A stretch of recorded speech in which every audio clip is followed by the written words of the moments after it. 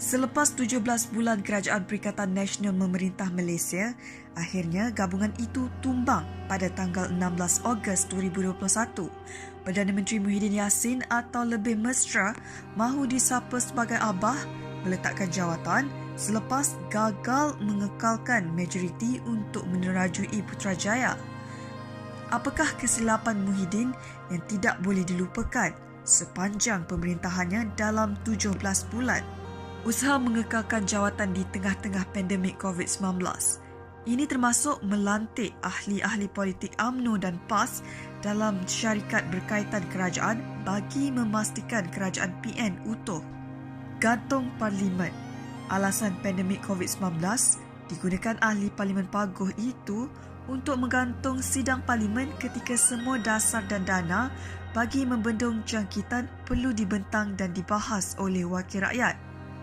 Mengelak daripada media, sepanjang 17 bulan memerintah hanya sekali sahaja Muhyiddin mengadakan sidang media bersama media, namun ia masih terhad hanya kepada media tertentu. Undang-Undang 2 Darjat. Muhyiddin berjanji undang-undang tidak mengenal pangkat dan darjat, namun kes Menteri PAS Muhammad Khairuddin Aman Razali melanggar perintah kuarantin wajib selepas kembali dari Turki pada Julai tahun lalu dan hanya dikompang RM1,000 mencetus kritikan ramai. Lebih malang lagi, Peguam Negara memutuskan tiada tindakan diambil terhadap Khairuddin. Pakej rangsangan tidak menyeluruh. Kerajaan mengumumkan RM530 bilion dibelanjakan bagi melaksanakan pakej rangsangan ekonomi. Namun jumlah itu tidak berjaya membantu rakyat dan perniagaan terjejas sepanjang pandemik melanda negara. Malah, menurut pakar ekonomi Dr. Muhammad Khalid, dari jumlah pakej bantuan tersebut, hanya RM87 bilion yang dibelanjakan kerajaan. Pergolakan politik di setiap negeri. Dengan majoriti hanya 2 ahli parlimen, Muhyiddin berusaha keras memastikan PN stabil dan didominasi partinya Bersatu. Kerajaan PH di Johor, Melaka dan Kedah tumbang dengan bantuan 2 orang kepercayaannya dari Bersatu, Muhammad Azmin Ali dan Hamzah Zainuddin. Sabah juga tumbang selepas krisis politik berlaku apabila bekas Ketua Menteri Sabah Musa Aman mendakwa mempunyai cukup majoriti untuk bentuk kerajaan baru di negeri itu. Ia membawa kepada pembubaran DUN dan menyaksikan kemenangan gabungan rakyat Sabah yang mewakili BN, PN dan Parti Bersatu Sabah.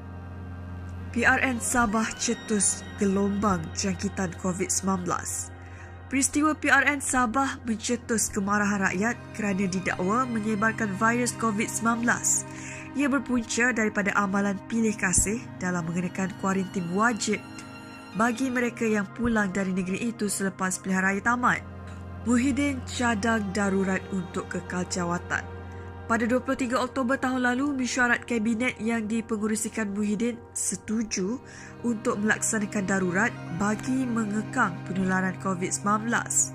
Beliau bersama beberapa Menteri Kabinet dan Ketua Pengarah Kesihatan Dr. Nur Hisham Abdullah menghadap Yang di-Pertuan Agong memohon berkenan baginda untuk mengisytiharkan darurat.